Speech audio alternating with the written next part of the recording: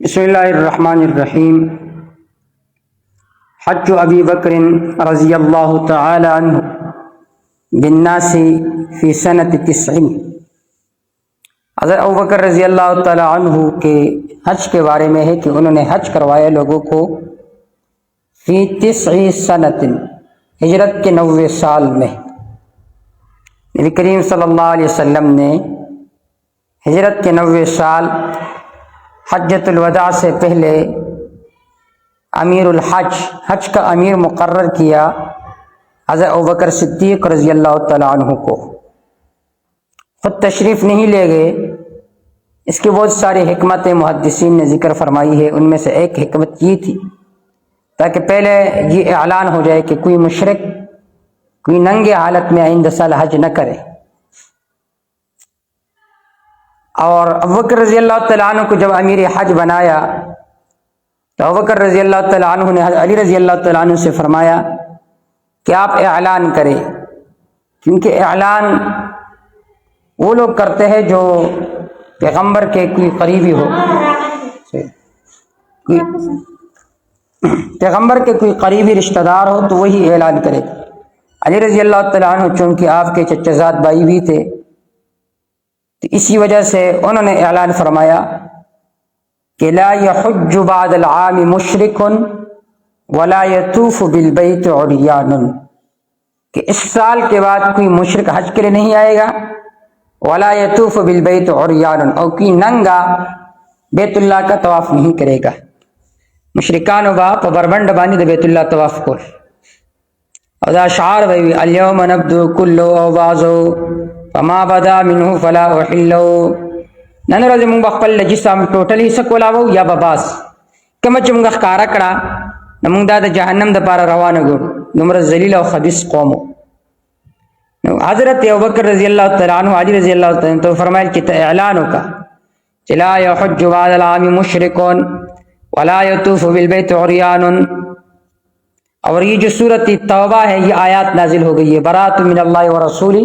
الی الذین عاہدتم من المشرکین فسیحوا فی الارض اربعۃ اشہر واعلموا انکم غیر معجز اللہ وان اللہ مخزی الکافرین، کہ جن مشرکین کے ساتھ معاہدہ تھا تو وہ معاہدے تک برقرار رہیں گے، اور جن کے ساتھ معاہدہ نہیں ہے تو جہاں پر بھی ان کو پاؤ تو انہیں قتل کرو۔ حج ابی بکر بالناس فی 90 سنۃ وبه قال حدثنا سليمان بن داود ابو الربيع قال حدثنا فليح عن الزهري عن حميد بن عبد الرحمن عن ابي هريره رضي الله تعالى عنه ان ابا بکر الصدیق رضی اللہ تعالیٰ عنہ، ابو بکر صدیق رضی اللہ تعالیٰ عنہ کو بعثه في الحجۃ التي، ان نے بھیجا اس کو اس حج میں امرہ علیہ نبی صلی اللہ علیہ وسلم کہ اس کو امیر بنایا تھا آپ صلی اللہ علیہ وسلم نے، قبل حجۃ الوداع، حجۃ الوداع سے پہلے، یوم النار، قربانی والے دن، پھر راحتین، ایک جماعت میں۔ ابو ہریرہ رضی اللہ عنہ فرماتے کہ مجھے ابو بکر نے بھیجا ایک ایسی جماعت میں یؤذن فی الناس، جو لوگوں میں اعلان کرے لا یحج بعد العام، ان میں علی رضی اللہ تعالیٰ نے بھی تھے، لا یحج بعد العام، اس سال کے بعد حج نہ کرے مشرک کوئی مشرک، ولا یطوف بالبیت عریان، اور بیت اللہ کا طواف نہ کرے کوئی ننگے حالت میں۔ وبه قال حدثنا عبداللہ ابن رجاء قال حدثني اسرائيل عن ابي اسحاق عن البراء رضی اللہ تعالیٰ عنہ قال آخر سورۃ نزلت کاملہ، سب سے آخری سورت جو پوری اتری ہوئی تھی براء، سورت براءت ہے، سورت توبہ ہے، وآخر سورۃ نزلت خاتمۃ سورۃ النساء،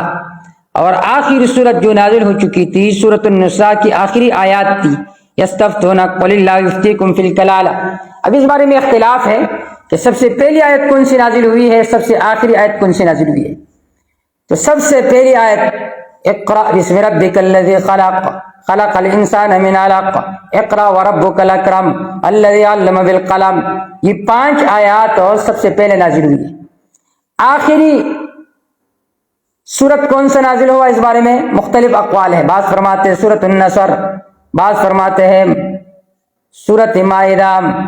سورۃ مائدہ کی آیت الیوم اکملت لکم دینکم واتممت علیکم نعمتی، بعض فرماتے ہیں واتقوا یوما ترجعون فیہ الی اللہ ثم توفی کل نفس ما کسبت وہم لا یظلمون، سورۃ بقرہ کی آیت۔ اب ان میں تطبیق یہ ہے جمع بین الروایات کہ مکمل سورت جو اتری ہوئی ہے وہ سورۃ النصر ہے، آخری صورت اذا جاء نصر اللہ والفتح ورأيت الناس يدخلون في دين الله افواجا، دا صورت مکمل طور باندې دا آخری صورت تیرے بعد بے مکمل صورت میں نازل شوے ہیں۔ اور عمر رضی اللہ تعالیٰ عنہ نے بھی سوال کیا تھا صحابہ کرام سے سوال کیا کہ ابن عباس رضی اللہ تعالیٰ عنہ فرماتے ہیں کہ یہ روایت پہلے گزری ہوئی کہ حضرت عمر رضی اللہ تعالیٰ عنہ ہمیں ان لوگوں کے ساتھ بٹھاتے تھے جو بدر میں شریک ہوئے تھے، تو بعض لوگوں کے خیال میں یہ بات آئی کہ ابن عباس تو چھوٹے آدمی ہیں، ان کو کیوں بٹھاتے ہیں ہمارے ساتھ؟ تو ایک مرتبہ عمر رضی اللہ تعالیٰ عنہ نے سوال کیے سب سے کہ اذا جاء نصر اللہ والفتح، اس کا کیا مطلب ہے؟ تو بعض صحابہ کرام نے فرمایا کہ جب اللہ نے فتح عطا فرمائی تو امرنا بالتسبیح والتحمید، ہمیں یہ حکم کیا گیا کہ تسبیح کرو، تحمید کرو۔ عمر رضی اللہ تعالیٰ عنہ نے ابن عباس رضی اللہ تعالیٰ عنہ سے کہا کہ آپ کی کیا رائے ہے؟ ابن عباس نے فرمایا فیہ اجل رسول اللہ صلی اللہ علیہ وسلم، فیہ اجل رسول اللہ، اس میں اللہ کے رسول کی عمر کا تذکرہ ہے کہ بس آپ کی عمر مکمل ہو گئی ہے، کیونکہ اللہ نے آپ کو بھیجا تھا دین کی نصرت اور غلبہ کے لیے۔ جب دین غالب آ گئی تو پھر آپ کی ضرورت نہیں رہی، لہٰذا آپ ہمارے پاس واپس آ جائیے۔ تو سورت کے اعتبار سے یہ سورت سب سے آخری اتری تھی، سورت النصر، اور احکام کے اعتبار سے یہ آیت نازل ہوئی تھی الیوم اکملت لکم دینکم واتممت علیکم نعمتی ورضیت لکم الاسلام دینا۔ اس کے بعد کوئی حکم نازل نہیں ہوا۔ ترغیب و ترغیب کے اعتبار سے یہ آیت سب سے آخر میں اتری تھی، واتقوا یوما ترجعون فیہ الی اللہ، ڈرو اس دن کے عذاب سے جن میں تم اللہ کی طرف واپس کیے جاؤ گے، ثم توفی کل نفس ما کسبت وہم لا یظلمون، پھر پورا دیا جائے گا ہر نفس کو بدلہ اس کا جو انہوں نے کیا، ان پر ظلم نہیں کیا جائے گا۔ علامہ علوسی دیگر مفسرین فرماتے ہیں اس آیت کے ٹھیک 17 یا 18 دن بعد آپ صلی اللہ علیہ وسلم فوت ہو گئے تھے۔ وفد بنی تمیم، آپ صلی اللہ علیہ وسلم نے جب مکہ کو فتح فرمایا تو آپ صلی اللہ علیہ وسلم نے مختلف وفود کو بھیجا ان لوگوں کی طرف جو کہ عرب کے ارد گرد رہنے والے تھے، چونکہ وہ لوگ شروع سے انتظار میں تھے اگر یہ غالب آ جائیں گے تو ہم خود بخود ایمان لائیں گے۔ تو جب مکہ فتح ہوا تو انہیں یقین آ گیا کہ یہ پیغمبر برحق ہے، تو اللہ کے رسول نے مختلف وفود بھیجے، وفود خود بھی آئے، جیسے کہ وفد بنی تمیم آ گئی تھی، دوسرے بہت سارے وفود آئے تھے آپ صلی اللہ علیہ وسلم کے پاس بیعت کرنے کے لیے۔ وفد بنی تمیم وبه قال حدثنا ابو نعيم قال حدثنا سفيان عن ابي صخرة عن صفوان بن محرز المازني عن عمران بن حسين رضي الله تعالى عنهما قال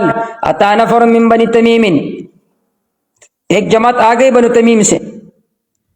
النبی صلی اللہ علیہ وسلم، نبی صلی اللہ علیہ وسلم کے پاس، فقال اللہ کے رسول نے فرمایا اقبل البشرام، خوشخبری کو قبول کرو یا بنی تمیم، اے بنو تمیم۔ قال وہ کہنے لگے یا رسول اللہ قد بشرتنا، آپ نے تو ہمیں بار بار خوشخبری سنائی ہے، فاعطنا، ہمیں مال دو کچھ ہو، فرؤی ذالک فی وجہی، اللہ کے رسول کے چہرے میں دکھائی گئی ہے بہت زیادہ ناراضگی کا اظہار، نبی علیہ السلام پر چہرے کی ناراضگی کا رشوا۔ فجاء رجل من الیمن، یمن کی ایک جماعت آ گئی، فقالوا، آپ نے فرمایا اقبل البشرا، خوشخبری کو قبول کرو، اذ لم یقبلها بنو تمیم، بنو تمیم نے تو قبول نہیں کہ تم قبول کرو۔ قالوا، کہنے لگے قد قبلنا یا رسول اللہ، اے اللہ کے رسول ہم نے خوشخبری کو قبول کیا۔ بابن، اس باب کا تعلق بھی ما قبل کے ساتھ ہے۔ ابن اسحاق فرماتے ہیں قال ابن اسحاق، یہ غزوہ کون سے؟ غزوۃ عیینہ بن حصن بن حذیفہ ابن بدر بن عنبر من بنی تمیم، یہ بھی بنی تمیم میں سے تھے، اس وجہ سے اس کے بعد مستقل ذکر کیا۔ بعث النبی صلی اللہ علیہ وسلم الیہم، اللہ کے رسول نے ان کو بھیجا تھا، اللہ کے رسول نے ان کو بھیجا تھا ان کے طرف، فاغار، انہوں نے حملے کیے، واصاب منہم ناسا، اور انہیں حاصل ہو گئی ان میں سے بہت سارے قیدی، وسبی منہم نساء، اور بہت ساری عورتوں کو قید میں بھی لے کر آئے،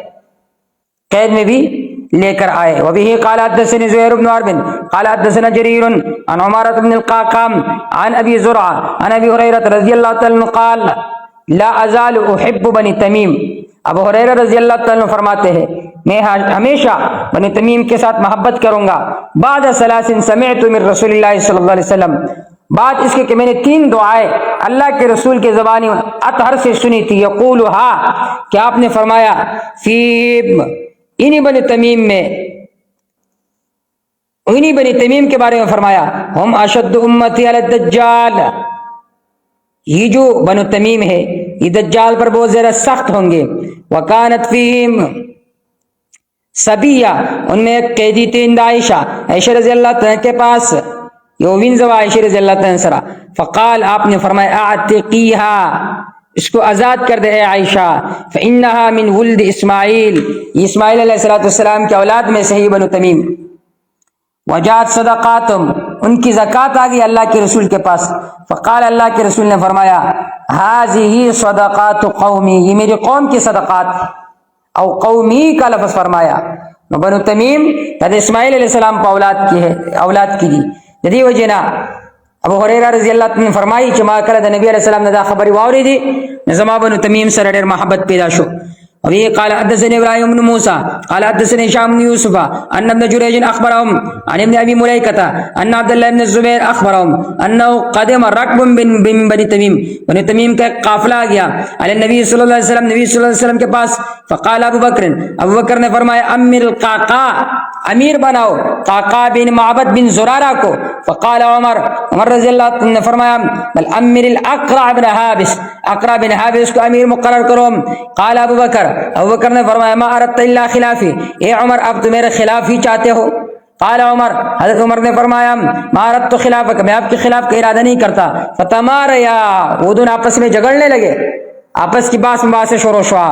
حتی ارتفعت اصواتہما، یہاں تک کہ ان کی آوازیں بلند ہو گئی. فنزلت فی ذالک، اس بارے میں یہ آیات نازل ہو گئی، یا ایھا الذین آمنوا لا تقدموا بین یدی اللہ ورسولہ، اے ایمان والو اللہ اور اس کے رسول کے سامنے، آگے اللہ اور اس کے رسول کے سامنے باتوں میں پھیل نہ کرو. لا تقدموا، مخکی کی گئی، آگے نہ بڑھو اللہ اور اس کے رسول کے سامنے. حتی انقضت، یہاں تک کہ یہ آیت کیا ہو گئی ہے، مکمل ہو گئی ہے. لا تقدموا بین یدی اللہ ورسولہ تراخرہ پوری دا دیتے ہوئے لکھی گی. ممکن دا چې دا آیت د دې په باره کې نو نازل شوی، خو د دې آیت مفهوم عام د دې ته هم سو شاملو چې د الله رسول یو فیصله وکړي، بس په هغې باندې به څه کېږي، راضي کېږي. بیا پسې باب دی، باب وفد عبدالقیس.